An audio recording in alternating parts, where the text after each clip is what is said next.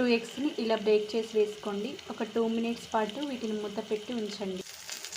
చూసారు కదా, ఎగ్స్ కూడా మంచిగా ఫ్రై అయ్యాయి. ఒకసారి ఇట్లా తిప్పేద్దాం. చూసారు కదా, ఎగ్స్ బాగా ఫ్రై అయింది. ఇలా అవ్వడం వల్ల ఎగ్ అనేది చాలా టేస్టీగా సూపర్గా ఉంటుంది.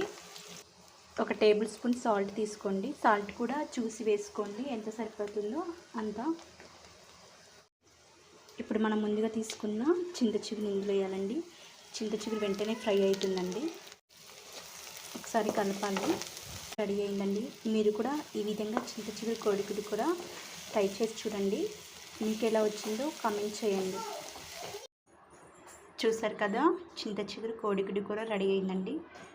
మీరు కూడా ఇలా ఒకసారి ట్రై చేసి చూడండి. వీడియో నచ్చినట్టయితే లైక్ చేయండి.